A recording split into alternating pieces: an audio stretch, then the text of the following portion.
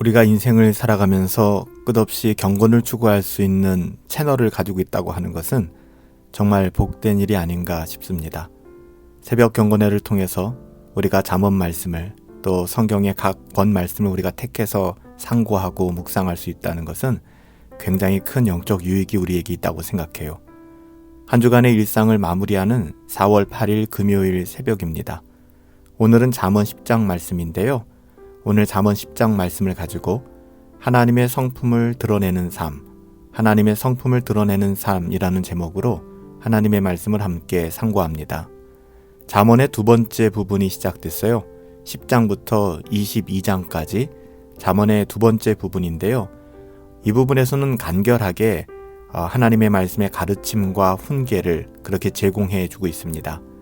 대개는 그 형식이 어떻게 되냐 하면요.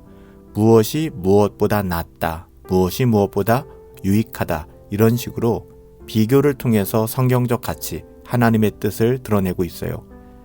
여기서는 그 교훈 자체가 근거를 두고 있는 도덕적이고 영적인 가치를 발견하는 것이 굉장히 중요합니다. 이 전체 내용은 21장 22절에 가보면 공의와 인자를 따라 구하는 자는 생명과 공의와 영광을 얻게 된다는 내용하고 22장 4절에 가보면 겸손과 여호와를 경외함의 보상은 재물과 영광과 생명이라는 내용으로 요약될 수 있습니다. 하나님의 성품과 조화를 이루어 그 성품을 하나님의 어떠하심을 반영하며 살아가고 또 하나님의 사랑에 반응하여 살아가는 것이 정말 인생에 있어서 가장 큰 행복의 길이다. 이것을 보여주는 것이죠. 이것이 지혜다라고 이야기하는 것이고요. 잠언 기자의 끝없는 권면이기도 합니다. 잠언 10장의 교훈은 몇 가지 주제로 우리가 분류해서 생각해 볼 수 있어요. 먼저 하나님의 성품 가운데 사랑에 관한 부분들이거든요. 사랑과 우정에 대한 주제가 2절과 12절에 나오죠. 이것은 하나님의 자녀들의 모든 인간관계에 적용할 수 있는 내용이에요. 돈을 얻기 위하여 인간관계를 깨거나 우리의 유익을 얻기 위하여 인간관계를 깨는 것, 그리고 이 모든 것을 뒷전에 두는 것은 지혜롭지 않다. 이것은 하나님의 성품도 아니다라고 이야기합니다. 하나님께서 우리에게 주신 모든 관계를 우리는 소중히 여겨야 해요. 다툼을 일으키는 미움과 달리 사랑은요, 관계를 회복하고 유지하는데 참 적절합니다. 또한 사랑은 징계로 표현되기도 하거든요. 사랑과 징계는 좀 간극이 있는 것 같지만 그렇지 않아요. 참된 사랑은 징계를 포함하고 있는 것이죠. 조금 힘들어도 훈계를 듣고 징계를 저버리지 않는다면 그 사람은 생명의 길로 가겠지만, 지혜자의 길로 가겠지만 대개는요, 그 소리를 듣기 싫어하기 때문에 그릇된 길로, 어리석은 길로 가게 된다. 17절에 이렇게 말씀하고 있죠. 얼마나 무서운 말씀인지 모르겠어요. 또한 얼마나 많은 사람들이 이 어리석은 자의 길로 걸어가는지 모르겠습니다. 교훈의 실제적 차원을 보면 입과 말에 대한 교훈이 가장 많아요. 적절한 말은 매우 중요하죠. 사람의 미련함은요, 그가 하는 말과 관계가 깊어서 성경은 심지어 이것을 입의 어리석음이다, 입의 미련함이다, 8절, 10절, 14절 이렇게 강조하고 있어요. 악인은 그 미련한 입에 독을 머금고 있지만 의인의 입은 생명의 샘과 같고 지혜를 더하게 한다고 하죠. 미련한 입을 가진 악인은 결국 멸망의 길로 가게 되지만 지혜로운 자의 입을 가진 사람들은 생명의 길로 가게 돼요. 말을 많이 하는 것도 지혜가 없음의 한 단면이라고 성경은 경고하는데요. 말이 많은 만큼 허물이 생기기 때문이에요. 그래서 우리가 지나치게 말을 많이 하는 것도 우리의 허물을 드러내게 되고 실수하게 되는 것이죠. 반면에 의로운 자의 입술은 많은 사람을 가르치는 결과를 낳게 되고요. 이는 그 입술과 마음에 지혜가 있기 때문이죠. 지혜로운 자는 어떤 말이 사람을 기쁘게 하는지를 알아서 적절한 말, 그 말을 통하여 덕을 세우고 하나님 나라의 가치를 드러내며 사람들을 위로하고 격려하는 말을 사용하게 되는 것입니다. 하지만 악인의 입술은 어떻다고 말씀드렸죠? 독을 머금고 있다고 말씀드렸어요.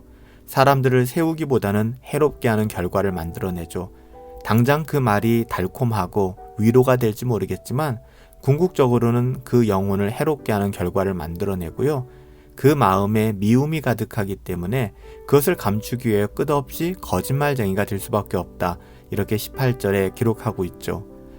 또한 오늘 본문은 말에 대한 교훈 외에도 지혜로운 자의 삶의 안전과 만족에 대하여도 교훈하고 있는데요. 뭐라고 이야기하죠? 의인의 영혼은요, 3절 말씀에 보면 결코 줄이지 않는다라고 말씀하고 있어요. 악인의 행악을 즐거워함과 달리 명철한 자의 즐거움은 지혜에 있다라고 말씀하고요. 의인의 소원은 하나님께서 이루어 주신다라고 말씀하고 있습니다. 시편 1편에서 기록한 것처럼 의인은 요동치 않고 영원히 흔들리지 않죠. 그가 흔들리지 않는 것은 그의 어떠함 때문이 아니에요. 하나님의 말씀이 그를 붙잡아주고 그가 하나님 말씀 가운데 서 있기 때문이에요. 하나님의 말씀이 그의 산성이 되기 때문이다 라고 29절에 언급하고 있습니다. 이 외에도 오늘 잠언 10장에서 다루어지는 교훈의 주제는 게으르지 말고 근면할 것에 대해서도 이야기해요. 게으름이 가난을, 부지런함이 부요함을 가져온다는 일반적인 보상의 원리도 함께 제공해주고 있고요. 게으름이 그를 부리는 주인에게 식초와 같다. 이에서 신물이 나게 만든다는 것이죠. 그리고 눈의 연기와 같다. 눈에서 눈물을 나게 한다. 괴로운 존재다라고 구체적으로 26절에 반복하여 설명하고 있어요. 여러분, 이것은 우리가 하나님과 사람 앞에서 부지런해야 한다라는 교훈을 주고 있는 것이죠. 게으름은 큰 죄악입니다. 우리는 이제 마지막으로 1절에서 말한 서론을 기억할 필요가 있는데요. 지혜로운 아들은 아비를 기쁘게 하거니와 미련한 아들은 어미의 근심거리다 라는 거예요. 여러분, 이것이 가정에서만 일어나는 일일까요? 영적인 원리도 동일합니다. 하나님의 기쁨이 되는 존재는 언제나 지혜롭고 또 하나님이 주시는 지혜와 관계가 있어요. 에베소서 5장 15절부터 16절 말씀은요. 그런즉 너희가 어떻게 행해야 될지 자세히 주의하여 지혜 없는 자 같이 하지 말고 오직 지혜 있는 자 같이 하여 세월을 아끼라. 때가 악하니라. 이렇게 말씀하고 있잖아요. 우리의 삶이 언제 어디서든 하나님의 성품을 드러내는 삶을 살아갈 수 있게 되기를 축복합니다.